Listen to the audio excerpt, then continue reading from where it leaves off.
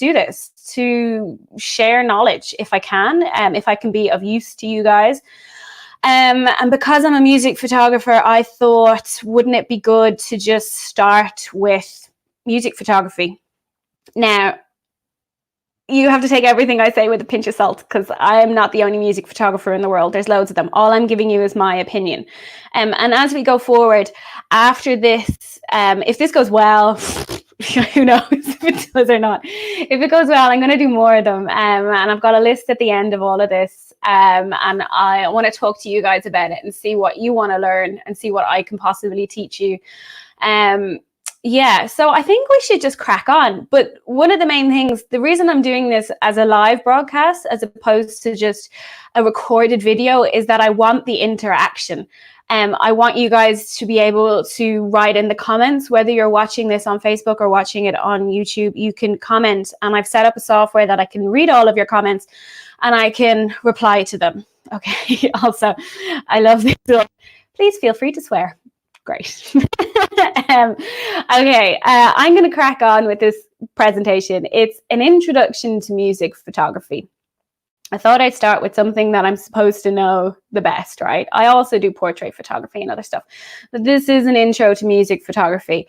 It's broad enough. It was originally designed for me to present at a Girls to the Front seminar, which was hosted by Claire Beck, and it was this whole series of seminars and talks that were to promote or to engage with young women and girls who wanted to get into particularly male-dominated industries. But I have broadened it up a bit using the questions that you guys submitted, which is amazing. Also, you guys have sent so many different topics for me to cover that there's no possible way. This would be like a 24-hour live stream if I did. So that's why I'm thinking we'll go forward. So I've taken some of your questions and I've tried to include them into the presentation, but stop me as we go along. I am reading everything that's going on. I know a lot of you are commenting on Leia's pillow here. What can I say? She's a good looking dog. Right, let's get cracking. Now, so an intro to music photography. First off, a bit about myself, because I figure that's pretty essential. I know there's a lot of people joining me today who don't follow me previously, which is brilliant and yay, and that's fabulous. Follow my handles on all platforms is at Ruthless Imagery. So feel free to follow. And the point in following is that you can ask me follow-up questions and I'll be able to answer them one-on-one and give you a clearer picture. So anyway, what I do is I'm a music and portrait photographer, 16 years professional experience. I started this when I was 16. I started blagging press passes from our local promoters here. And then I went to work for a music magazine, and that's how I got my foot in the door. So music photography is the only job I've ever had in my life. I did study it. I do have a BA in photography, an honours Bachelor of Arts degree.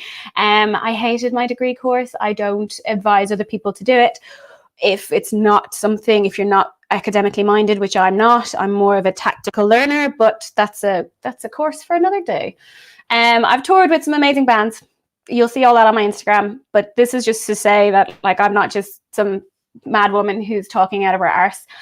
Yeah, and I've shot Glastonbury and I've shot Electric Picnic and I've shot all of the big festivals, and that's what I have been doing since I was 16.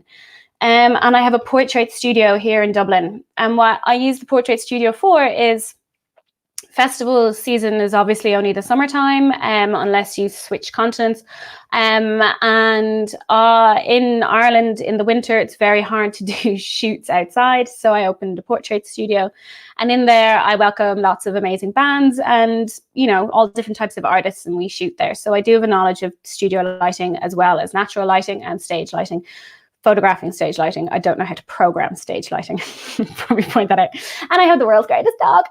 Okay. And again, everything here is just me. It's just I've learned from my experience. There is no rules in this game. Everyone's free to make up their own way, their own path. Whatever way you get there and it works, it works. That's brilliant. So by all means, listen to what I have to say and then ignore it if you think it doesn't suit your life.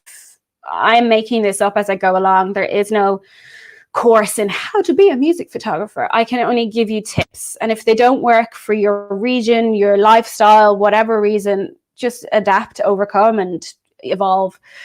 Okay, so this is the kind of stuff that I do. This is Electric Picnic, which here in Ireland is currently our largest music festival.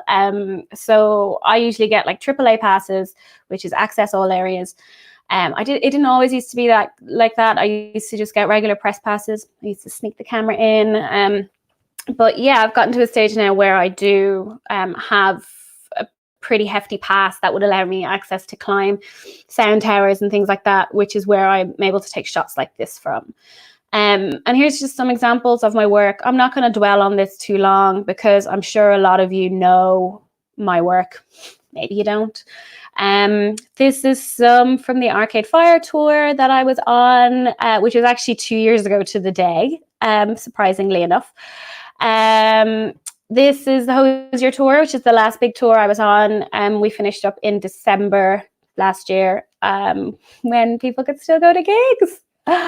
Okay, now the biggest thing that came in when people were asking me questions, right, was gear. What camera should I buy? What lenses should I buy? Everyone has the same question. And I think the people who are asking those questions are people that were wanting to get into music photography, and then some who are already shooting gigs but maybe want to go from being an amateur to a professional. So everyone always has questions about gear. And I always say the same thing, and people hate hearing this, but it's so true. It doesn't really matter what gear you have. It's about how you use it and the knowledge that you have of that unit. Even today, I was looking at my manual for my camera, and I have been at this for so many years, and I've used the same brand of camera for so many years. Or CFM, read the effing manual, is always what I say to people. It doesn't, like, I had my first billboard shot on a 6 megapixel camera. Okay. It doesn't really matter the size and the scope and the quality of the camera at the early stages of your career. Yes, nowadays I shoot with Billy Badass big cameras because I can afford to, and it's my main workhorse, and I would be stupid not to. But when I was starting out, it wasn't the case. I just got whatever I could afford, and that's what I would definitely advise people to do, is just get whatever you can afford. So don't worry too much about your equipment. And then upgrade the lens before you upgrade the body. If you're thinking of going from or advancing your music photography a little bit more professionally, and you're like, oh, I definitely need a bigger body for this. I need a better camera because my, pictures aren't great. Don't do it. Just have a look at what lenses exist. Broaden your range out there a little bit. I'm going to go into this in greater detail. I'm going to have a whole equipment tutorial in the following weeks where we can sit down, we can go through all the gear that I have and that I use, and we can get really technical about things. I'm not going to go too technical on this episode because I just think we should just do a light introduction. But the one thing I will say is, this lad, this is a nifty 50. All right, and I got this when I was 16 years of age, and it's a 1.4. So nifty 50. I'll break it down. It's 50 millimeter, which is the focal length. Okay, and then it's a 1.4, which means that it can open and close the hole or the aperture really, really wide. So that's like super wide. Can you see me? Ooh.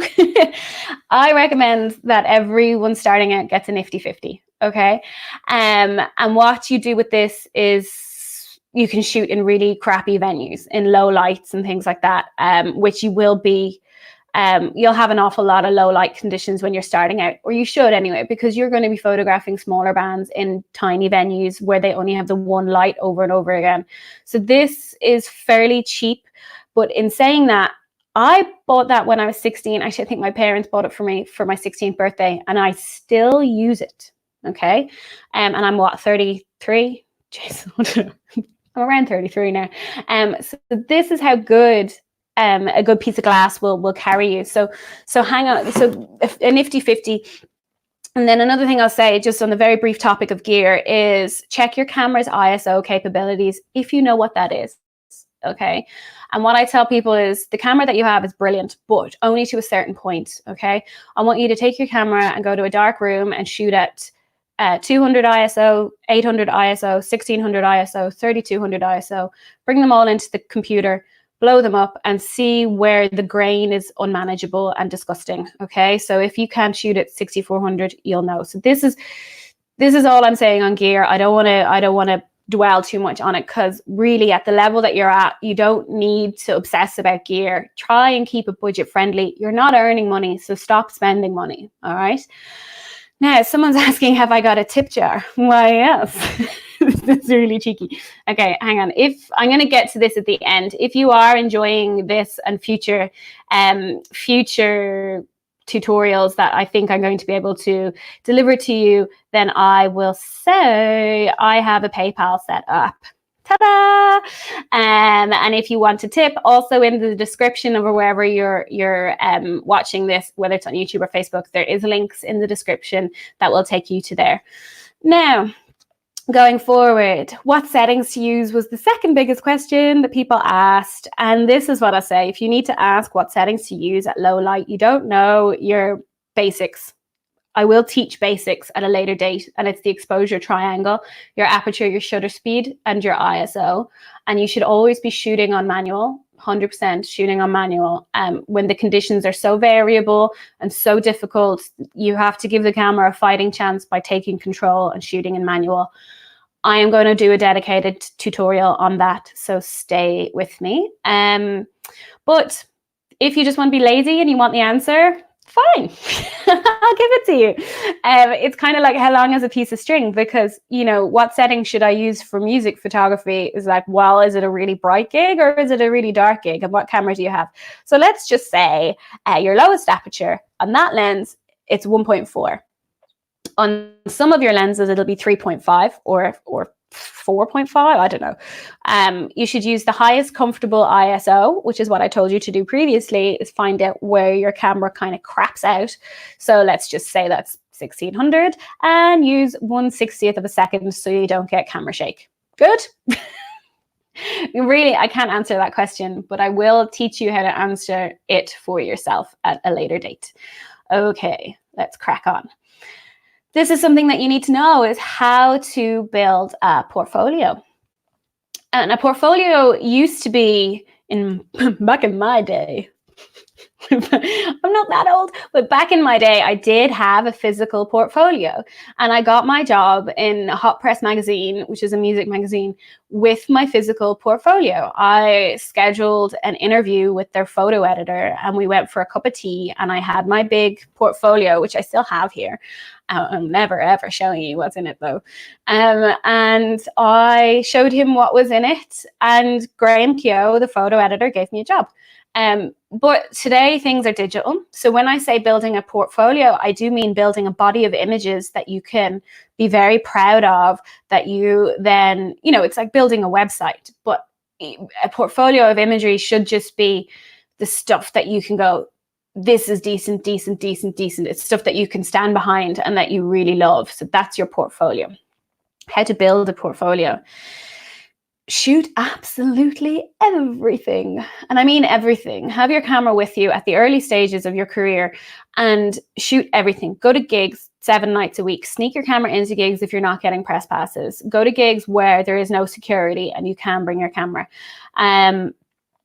And then in your portfolio online, I want you to, really important, and I have it here, is include good photos of terrible bands and even worse venues. Because what, and I mean that isn't, that you can then show to people that you're able to make a really good photograph when the band is not giving you anything and the lighting is terrible and the venue looks gross, but you've somehow managed to capture a decent photograph, and that will stand to you. Picture editors, like journalists, all that people, anyone who's going to hire you or give you a press pass will be able to see that in your work. They'd be like, oh wow, they've made that. I was at that gig. That gig was terrible, but this photographer has made it look great. That's the kind of stuff you're aiming to put in your portfolio, stuff that makes it look like you've got a handle on this. Be creative but consistent. You know what I mean? Get a little bit wacky with things. If you've got an idea for some way to like bring prisms in, prisms are so out there at the moment, people are doing it. You know, if you want to play with stuff, good, but make sure it's still good. Make sure the quality is still really good. Cut any crap that you're not proud of. I do portfolio reviews. All right. I sit down with people I'm doing them online these days, but I will go through their portfolio and I'll have them send me 20 images. And the amount of times that people are like, I get to an image and they're like, oh, you know, just that one isn't really supposed to be there. It was, you know, it's an old picture, blah, blah, blah. Cut it out. Just cut it out. Absolutely, just cut it. Same goes for your Instagram. Your Instagram should be your portfolio these days. You have to think about your clients, and your clients are bands and are promoters and are people who are going to give you a press pass. They're looking through your Instagram and they want to see a really good, strong Instagram. They don't want to see a selfie from 2016 that has 2 likes on it. Get rid of it. Be professional about things. Tidy stuff up and cut the crap that you're not proud of. Just have stuff that on your website that you can stand behind and go, this is a great shot. I am very proud to admit it. Okay. Right, and here's the other things, right? Being a music photographer is more than just shooting what's on stage. And I always say that. If you know my work, you know I'll always say that. For me personally, yes, live music photography is a massive part of my income, but it wasn't always, right? And I only got to where I am because I'm able to shoot other stuff like portraits and like brand imagery and things like that. So it's really important to include examples of them in your portfolio, like these. All right. Now, the reason that I have selected these pictures, can you see everything okay here? All right. And everything, like it's all coming out clear and sharp and y'all can see this. Maybe someone just write me a note to make sure. Again, first time doing this.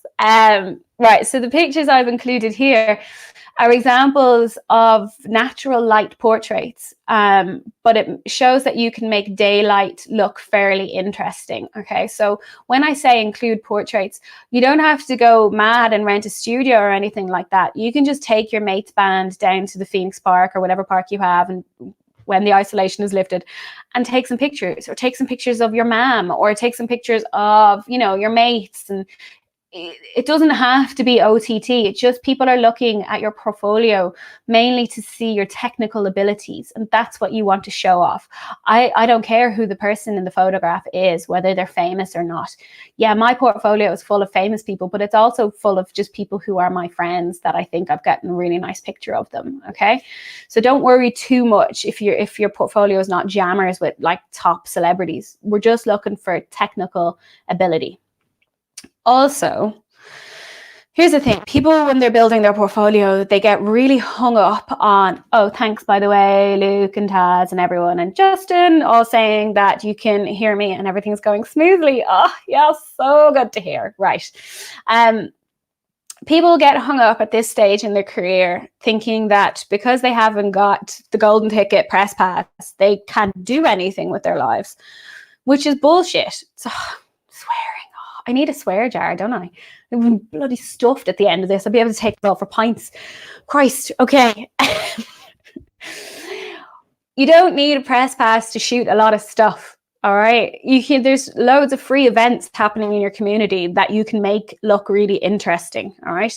Like this. I didn't have a press pass for any of these events. The kids here, or the guys in the bowler hats kind of thing, that's James Joyce, what do they call it? Bloomsday.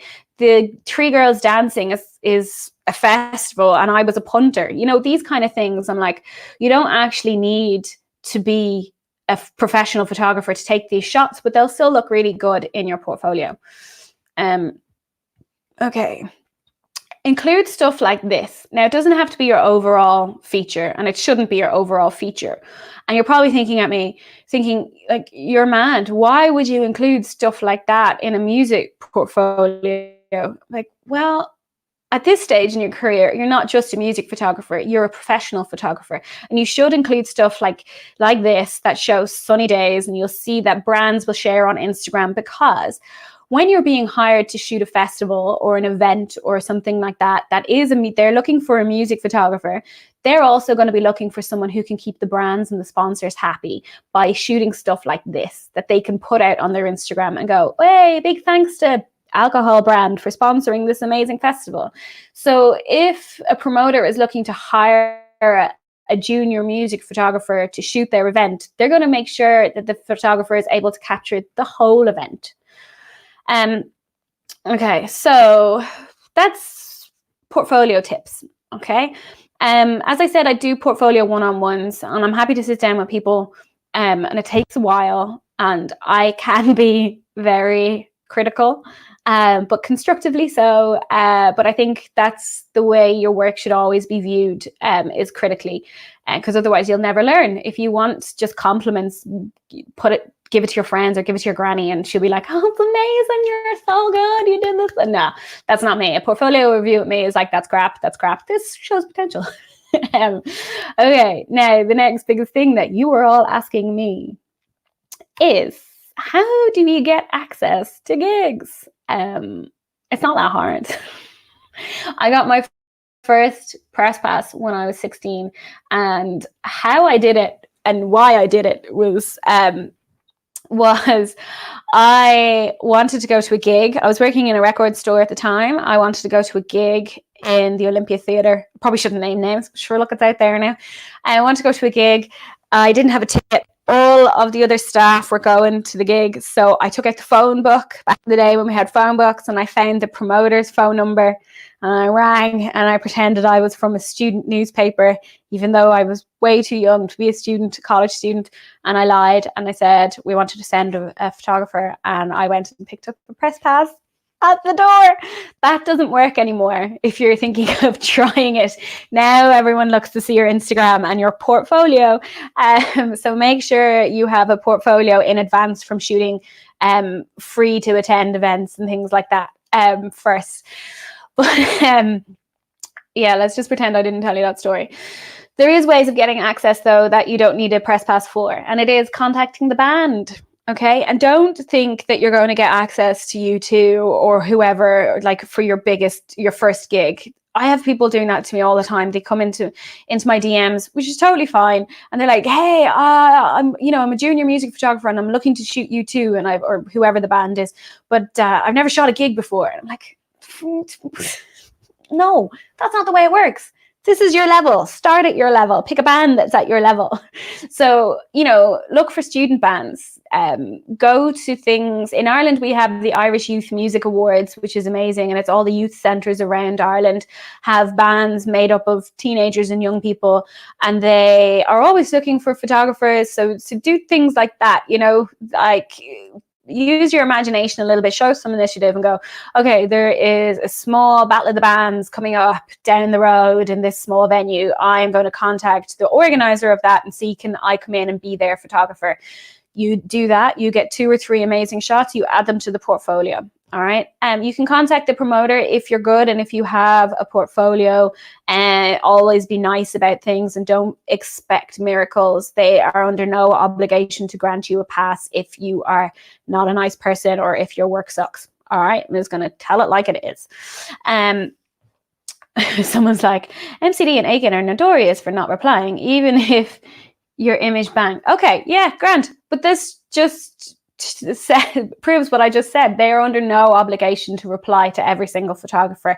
So chill out for a while. It was years before they started to respond to me. Okay, absolutely years of shooting. So go for the smaller promoters. Every town, every city, every town will have a smaller promoter. Okay, start small, build up a reputation that way. Contact the support band. Again, starting small. If there's 2 bands or 3 bands on the bill and the headline band don't go back to you, get in with the support band, see if they'll take you. Someone's saying, can your Instagram profile be used as a portfolio if you haven't shot that much? Instagram, I find, is where most people will go to check you out. So yes, by all means, your Instagram account can be your portfolio. Brilliant. Roughly how big, how many pics should be in my portfolio? I better put these up. Okay, Margaret, it really depends. I'd say you should have a decent portfolio of at least, say, 30 images now that we're on digital. It used to be 12 to 15 when it was printed, but I'd say, you should be able to show like 30 good pictures. All right. Okay, we're gonna into questions there that blah blah blah blah blah. Align yourself. Another way of getting access is aligning yourself with press or a blog, which I did when I started. I started working for Hot Press magazine, and that was fairly fluky in a way. I kind of bullied my way into that magazine. I found the picture editor's email address and I harassed him until he gave me a meeting. I don't really advise it, but I don't advise against it either, because it gave me my start. So if you're out there like I was in Eason's, which is our magazine store, every weekend looking through music magazines, that was the thing. It was research for me, was looking to see who was out there. So I always knew what music magazines or what newspapers did music sections and stuff, and I'd know the names of the picture editors and the actual editors and blah blah blah, and I knew what was out there. So when it came time for me to have a decent portfolio and to submit it, I was like, boom, I'm going for hot press, and I did, and I bullied my way in. So aligning yourself with a credible source like a press or a blog or something is a fairly nifty way of doing things, and you'll find you'll get access to gigs a lot easier if you have someone reliable to back you up like that. Then accessing festivals. Festivals only have a very limited amount of press passes to give to photographers, at a festival. So it's because they don't want overcrowding in the pit. So if you're not up to the professional standard, chances are you're not going to get a pass. And again, don't be slighted by that. Don't think that all the world's out to get you, or that this promoter is always ignoring you. It's just because every professional photographer wants a pass, and we're going to get it before an amateur or a hobbyist. So what you do is there's plenty of other little stages that are looking for photographers. So again, study who is going to be down at that festival. I got into Electric Picnic, was it Electric Picnic one year or whatever, shooting for Oxfam, because they had the Ox Jam tent, and a friend of mine was like, oh, we're looking for a photographer. I was just like, I'm a photographer. Which, was arguable at the time. But so there's ways of getting in. All these little tiny stages. Glastonbury is full of them. Electric Picnic is full of them. And they're always looking for photographers. Now, you might just get paid in food and your ticket, but be grateful for it, because that's going to go in your portfolio. And then next year, when you apply to Electric Picnic, they'll see that you already shot it, and they're more likely to give you a pass if that's the case. Okay. Now, let's see what else we got. Yeah, moving on to getting paid. Right. Maybe I should just see if I have any more questions from you guys. Okay. Who owns the rights to the picture of a band? Is it the photographer or is it the artist? It is the photographer. I took the picture. I own the picture. That's that. If the band has a problem with that, they shouldn't have granted the press pass, or they shouldn't have signed up to the festival or something. That's just the law. The copyright always exists with the person who created the work. Which is fair enough. There is bands out there, massive big bands, who have copyright grabs, and you're not allowed to shoot unless you sign over your rights to the copyright, which is a bit pointless then, because why the hell am I shooting that gig if I can't do anything with the photographs afterwards? It's really sad, and it's just the way something has gone.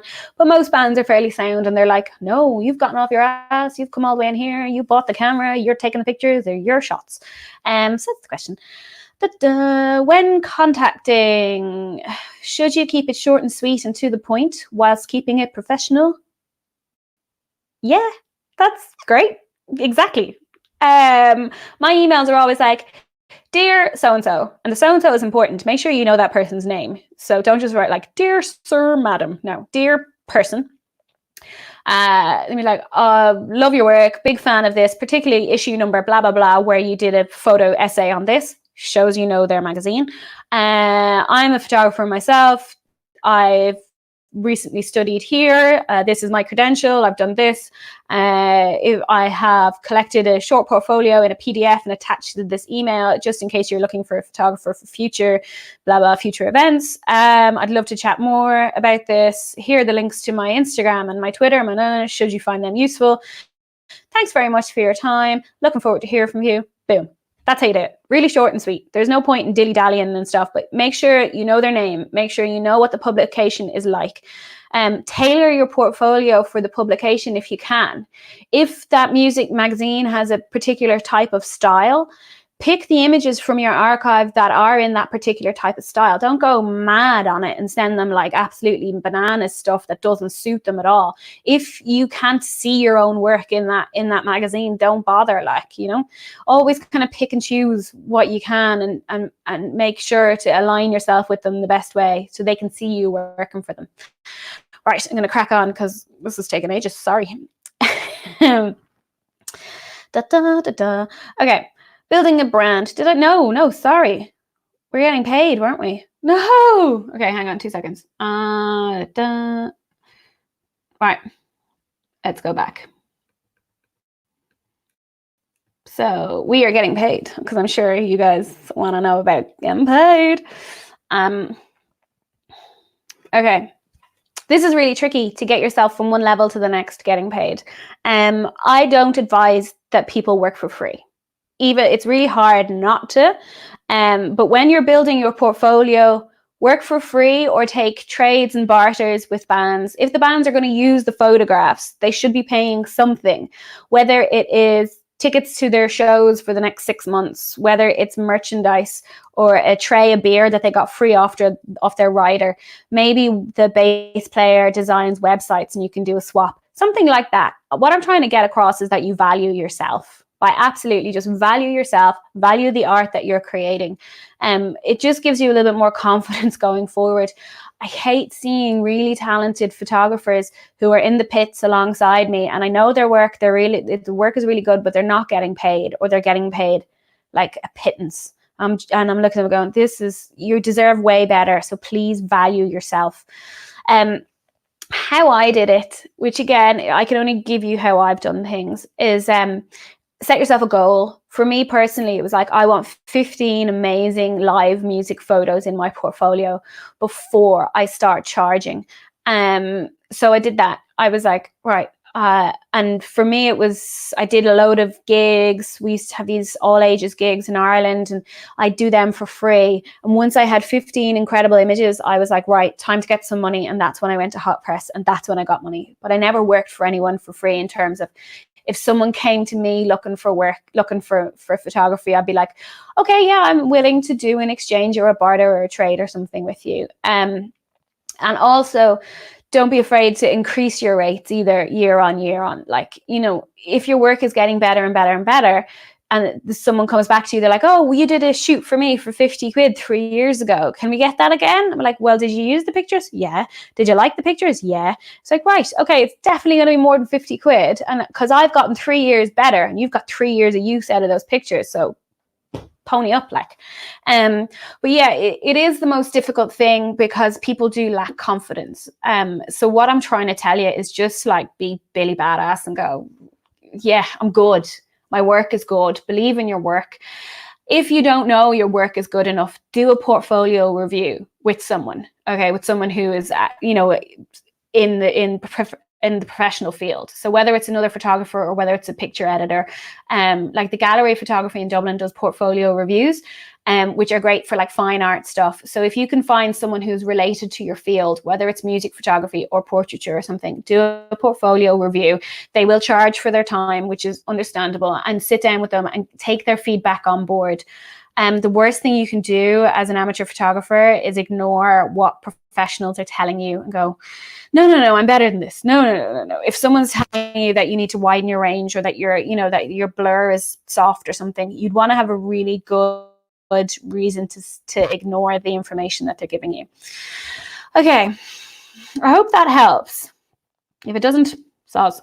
Right, let's crack on. Building a brand. And this is something you should think about quite early in your career, all right? I came up with the name Ruthless Imagery in 2008 when I was leaving college and I wanted to build a brand. And the reason I picked the name Ruthless Imagery was twofold. First of all, it disguised my gender. Nowhere on my website or anything did I have a picture of me or anything at all that could give the game away, because back then girls weren't really welcomed into the music sphere a lot, and I was losing jobs because I lost out on one tour very early into my career because the tour manager told me that they'd have to get a separate hostel because at the moment they were in like an all lads dorm, and I was just like, oh, this is a pain in the tits. I was like, anyway, I was losing jobs left, right, and center because of this. And then the other reason I chose Ruthless Imagery is because it disguised my surname. Because, God, I was really having no luck. But my surname is really strange. It's Medjber, which I love, because if you put me into Google, I'm literally the only one that turns up. But it's hard to spell. It's hard to pronounce. And unfortunately, back in 2008, there was this guaranteed Irish thing where people kind of had an aversion to hiring foreigners, and everyone thought I was, this nationality, blah, blah, blah. So I was like, you know what, let's just eliminate that. I want people to judge me on my photography, not anything else. So until I became a certain level of success, I hid everything. And then I was like, it's just the work that you're going to see. And then I was like, boom, look at me now. Okay, so yeah, your reputation is everything. These are very basic things, lads, and I shouldn't have to tell you it, but I really do. I'm guilty of a lot of the stuff here as well. We're not all angels. Don't get nasty on socials because it'll come back to haunt you. I have bad days. I do. And I get comments from people. Like, some people are just trolls. Let's just say it like it is. They are. They're just trolls, and they're put on earth to annoy you and to chip away at you. And I get comments about all sorts of things, and there is days where I let them affect me, and there is days where I engage and I write back, and I shouldn't. And I'm trying to say, don't do what I do. But yeah, always try and be professional and courteous and punctual. These are the things that clients are looking for. And if you turn up late for a shoot, you're doomed. You're never going to hire again. And in Ireland in particular, it's a really small industry. We all know each other. Everybody, will recommend you if you're good. But if you were 10 minutes late to a shoot, they're not going to hire you again. So just don't put yourself in a position where you're losing out on jobs for silly reasons. Okay? Yeah, don't be a dick. Don't be a drama queen on shoots. Just be really nice to people when you can, even when they don't deserve it. And I'm talking to myself here. Still have to be nice to these people. All right. With a simpler thing is make your layout and design aesthetically pleasing. Like, building a brand is more than just being a really nice person. It's about your logo as well and your color palette. My logo has changed over the years, but Ruthless has always stayed with me, and it hopefully will always stay with me. And the logo will change, but I stick with it every 3 or 4 years, and I'll change it then. And it's something I love doing, but it also makes it a little bit more recognizable when people are like, because there is another Ruthless photographer in Denmark or something, but our look and our styles are very different, I like to think. So I try and pinpoint everything with that. So have a little think about what you're putting out there, because it's more than just your images, okay? And it's a style, and always make everything easy to follow. Again, it's a little bit graphic designy, this one is, and make sure your language is easy to follow. And I'm thinking back to when I first started, and I was so conversational in my language that I was coming across as unprofessional. And now it's kind of gone a full circle where, again, I'm really conversational, but I know when to be professional. So I learned these things as I went along, but you do have to think about how you're being perceived out there at this stage in your career. All right. Now, crack on. Oh, wait, did I go? Oh, yeah, career progression. I'm going to blast through these really quickly, and it's really wordy. So I'm sorry if it's too much for you to handle at the moment. We have there's over 100 people watching. There he is. This is gas. Over on Facebook and YouTube, we've got loads of people. This is amazing. Right. Thanks, lads. Have plans and goals. I am the queen of plans and goals. At any given time, I have a 4-week goal, a 6-month goal, and a 5-year goal. Someone once said to me, "Is I think you're maybe being overwhelmed by your own goals." And I'm like, yeah, you know what? You're not wrong. But I do have little ways of kind of knowing I'm on the right track. So, and it's simply every year I do a new goal list, and it just helps you stay focused. And it also helps you to celebrate little milestones when you do achieve them, because one of the things about this job is that it's quite thankless a lot of the times. people will just run away with the pictures and they'll never actually say thank you. And, you know, there's no one there. You don't have a boss to kind of tell you, oh, you're doing really well. There's no performance review, and you don't get a pay rise. I don't know why you want to do this, but it's, yeah. So if you have your own little goals checklist and you reach one of them, you can just take that little moment to be proud of yourself and go, that was deadly, wasn't it? I'm gonna go on ASOS now and buy myself a treat, you know, or you reward yourself with a new lens. So have little goals and plans, and just kind of say, well, you know what, I'd love to be there in 2 years. And it could be a bit of a dream, but there's no harm in having that bit of a dream and being able to look forward to it. Surround yourself with others in your industry for advice and support. Now, that is absolutely crucial. And it doesn't have to be other photographers. It can be just other artists or other freelance people or musicians or people who are in a similar enough circumstance to you. I rely on those people an awful lot in my life, especially when I'm like, taxes are due. I can't do my taxes. I'm getting really stressed. And my other freelance buddy chimes in on chat and he's just like, yeah, me too. And I'm like, oh, great, I'm not alone. That feeling of not being alone is extremely important, I think, if you're going to continue on this path as a self-employed freelance music photographer. And networking is super important as well, right? And I know it's horrible. I think it's personally horrible. I might come across as the chattiest little person ever on this, but if you put me in a room full of people, I die. I absolutely die. I hate having to talk to people, especially networking, because you have to go up into them and go, hi, I'm great, hire me please, yay. Oh, it's so painful. It has to be done though, right? So networking from me isn't just going up to someone and shaking their hand and giving them a business card. I hate business cards. What it is though is reaching out to people now online. I love social media for this because I don't have to do it and I don't have to leave the house. If I really like someone, it sounds like if I really like them, oh my God.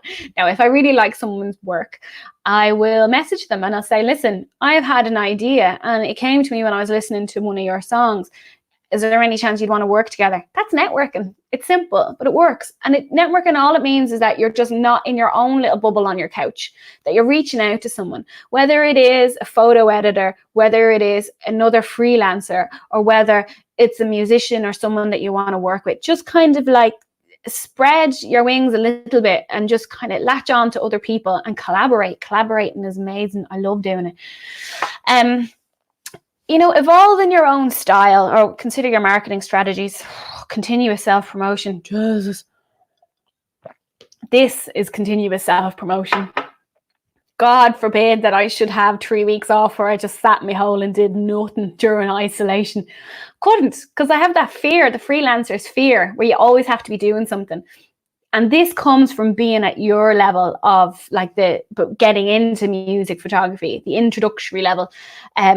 Because I was so bricking it that I wouldn't make it, that I just kept going and I kept finding new ways to promote. So when I was just starting off and I couldn't reach the bands, I didn't have the network of people, I didn't have social networking, I printed off, I thought I lost the stream there for a second. It's like, I've been talking to myself for ages.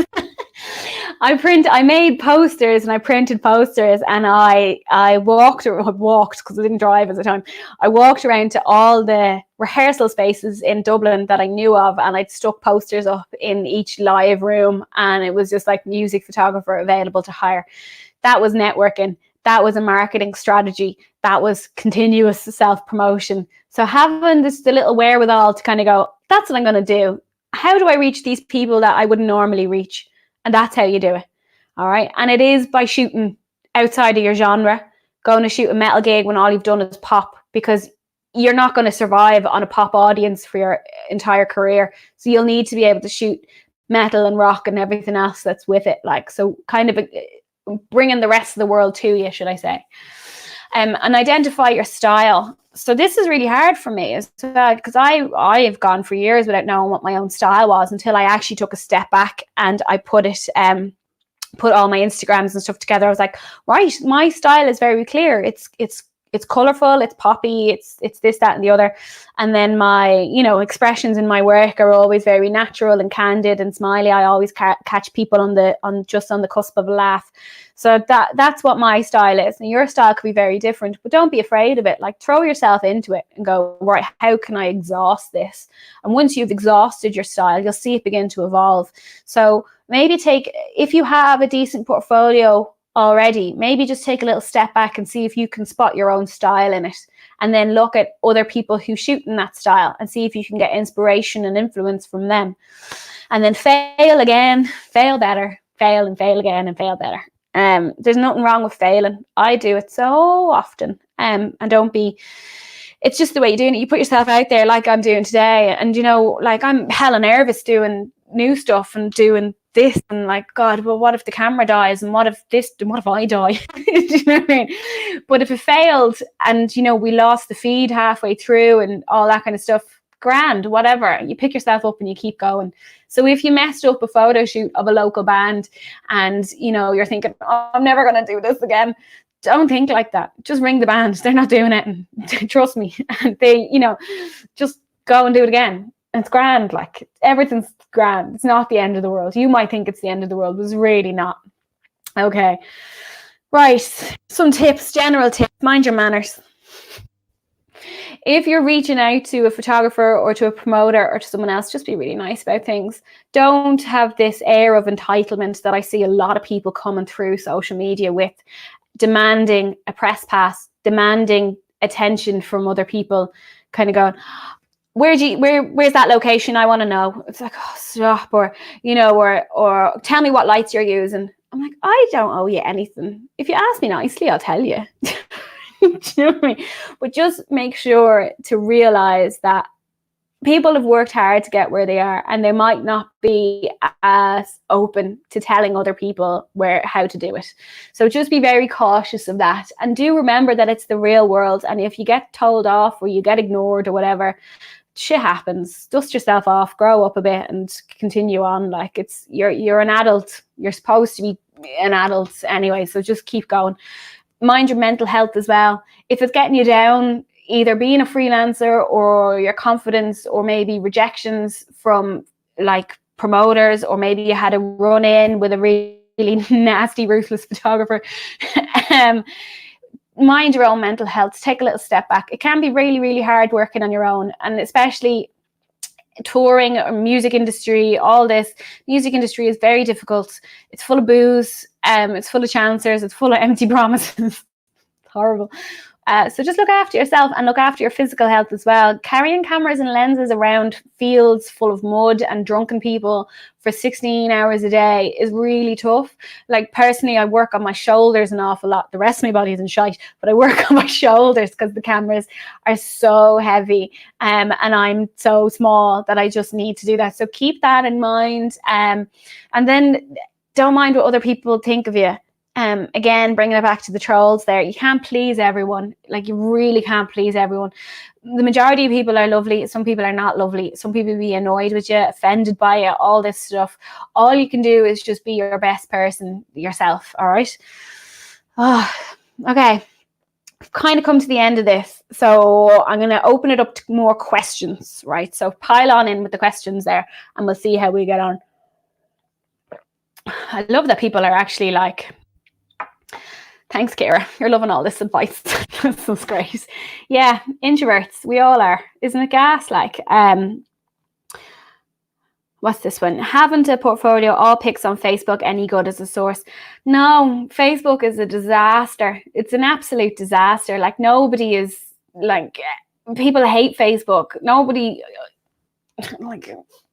young, should I say, is on Facebook. Like, so no, download them. You can download them off Facebook and put them either on Instagram or put them just somewhere online. Build a website. Websites are easy and they're pretty free, like a Wix or something like that. Just build a place that your images can live in a little bubble, and you can organize them and have them nice. Please don't direct people to Facebook. Facebook is just, it's a hard place sometimes. Okay, right. Would you let anyone shadow you at a gig? There's no room to shadow me at a gig. we work in teeny tiny photo pits. I wish I could say yes to that, but I can't. I'll try figure out a way to do it. Maybe when this ends and I'm at a gig, maybe I can like bring us along on Instagram Live or something, but I really can't have anyone shadowed at a gig. It's too small of an environment. Plus it's really, it can be pretty manic and pretty dangerous, tight for space. You know, you're in with security and stuff, so it's not ideal. Now, another question coming in. Oh yeah, this one's actually good. Do you really have to crack the Instagram algorithm? Commenting, tagging stories, strategies. Yeah, I'd say yeah, every feature on Instagram I'd use. Now my Instagram is no way, it's not big. I've got like 11 or 12,000 followers, which isn't huge by any means. Just perfect. But I could do it better by tagging a lot and stuff, and people do really own it. Like, I do dedicate about an hour of my day at least to social media, and then maybe a few hours on top of that every week writing back to all your DMs. Sometimes I miss them, sorry about that, but I do try and respond to absolutely everybody, so that takes time. But yeah, social media should be a really good tool that you all use, professional, amateur, hobbyist, as a photographer, and particularly Instagram because it's the most visual one. So yeah, if there is features on it that you can use, you know, and you have the smarts and the wherewithal to use them, then definitely do. Okay, so going on to tutorials, what I'm thinking of doing the next time around, okay, I'm just gonna take you off there, Ron, is this. Basic camera settings, portrait and studio lighting, camera phone tips, because I know there's people watching this that want to shoot gigs, but they don't have a camera, which is totally fine. So, you know, anytime I'm talking about stuff like that, I do try and include camera phones. Like I've got the Wowie and it's pretty decent. Essential gear, workflow, editing basics, professional etiquette and procedures. So that would all be like, you know, contacting people and stuff. So they're all the stuff I would like to cover in the next couple of weeks, but I am looking for you guys to help me along and give me some ideas. So my DMs are open on every platform, whatever you use. So fire me a message there and we'll see about adding. Also, if you enjoyed this, amazing. I can only really survive on shares and stuff. So, you know, like I really, that sounds so like, please, social media. But yeah, no, shares and stuff like that, and positive reviews when you're like people always, I can't stress this enough. Like I could spend €1 million on advertising and it won't be worth anything compared to when people go out there and tell people, I saw this really great tutorial by another photographer. Like, so this is how I operate now in an online sphere because I have no other work. So if you liked this, by all means, please talk to people about it and see if they want to watch the next ones. I have a few more portfolio questions coming in, right? What's this one? When it comes to portfolio stuff, I have 3 quite distinct areas of interest. Would it be better to keep the music stuff separate from the other areas? Sports, okay, Gerod's other areas are sports and wildlife. Right, that's great. And I'd say in your portfolio should be tailored to whomever is looking at it, like, right? So if you're saying, are you saying here basically your portfolio could be your Instagram? I have different Instagrams for different areas of my work, right? So the dog has her own Instagram. Can't believe I just admitted that on Instagram, on YouTube. The dog has her Instagram. But mine, I have portraits, I have landscapes, and I have music photography on the Ruthless account. And I also have a personal Instagram that is for all silly photos of my mates and stuff, right? So they're 2 very different things. And I would advise all of you to have 2 separate Instagrams if you like posting silly photos of your mates and selfies and baby pictures and stuff like that, to keep it away from your professional one. But I think in your case, Gerod, having sports, wildlife and music together is just the basis of a good professional photographer. If they're your 3 main interests, then keep them together. As long as they're really decent pictures, there's no harm in having them. I mean, you could go on to be a press photographer and that would be your 3 main interests. So that's a great question, but I'll totally keep it. Like, Oh, here's a question, right, Ciara? Would you give a festival your photos when starting out, but insist on your name being associated, or just let them be used and add them to portfolio?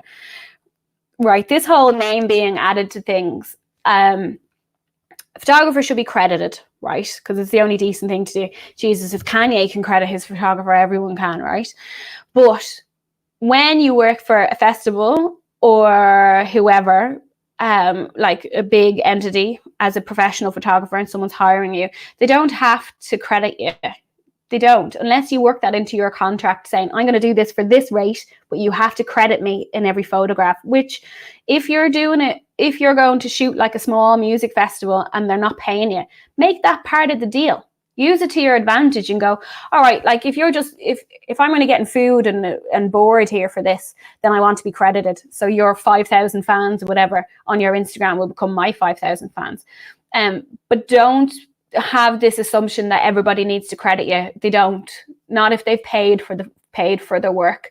There's so many photographers out there getting up in arms going, they didn't credit me. It's like, no, but they paid you. Chill, get money first, you know? So work it into your contract if you want. And by contract, I mean like verbal contract, when you're just chatting to them, whoever they're hiring, and just kind of go, here, listen, I know you can't afford me, but it'd be a big help if you could tag me. Okay. Now, okay. Oh yeah, plug time. I do sell prints of the majority of my work, which I've just set up now to help me through this session. Also, myself and Holly Pereira, who's an amazing illustrator, launched a range of t-shirts and tote bags with the phrase, mind yourself, because it's something we say a lot of in Ireland, particularly in the last few weeks. And it's a little thing that we're all just like, yeah, mind yourself, mind yourself. So you can buy those.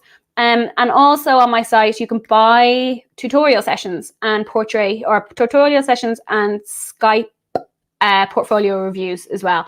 So if it is something, maybe if you're a little shy in the comment section, but you want to know more, I'll sit down with you whenever we can over the internet, and we'll go through everything that's important to your career, or your wherever you are. You don't have to be talented, you don't have to be experienced. You can just be looking for basic advice, and it can cover any topic you want that you think I'd be able to help you with.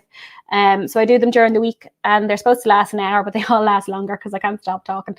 But they're very helpful, and then well, I like to think so, and everyone that's used them says they're very helpful. So you can buy that on the print store. And again, if you've enjoyed this session, which I hope you have, like, there's still a good 100 of you watching, so I'm hoping you haven't just left it on and have like gone off for like a drink. So if you've liked it, I'm going to be doing more, because there is loads of questions and loads of topics and stuff to cover, but it takes me ages. So if you want to donate to the old fund, there's the paypal.me/Ruthless Imagery, and you can chuck us the $5, or you can go to the coffee account, which is ko-fi.com/Ruthless Imagery. And on the coffee account, it's like a subscription service, but there's going to be loads more tutorials posted there. I think that's about all I have for this. There is still questions coming in, and I can't thank you enough again. Like there's loads of questions, I can't get through them, but yous are all awesome. Thanks so much for watching. I am glad I didn't accidentally press pause. Oh my god, it's been an hour. I'm so sorry. Right, I'll let you go have your dinner. Mind yourselves, wash your hands, stay in touch. My DMs are open. You can always contact me with questions and stuff. And if you catch me on a bad day, I'm very sorry, but I am trying to be nice at all times. It's just very hard. Don't feel under any pressure to dig out your camera if you're not feeling the best. We're all going through this weird collective trauma. The world is basically on fire. So the most important thing for you to do at the moment is just mind your own head, Okay, right. Thanks so much. See you later.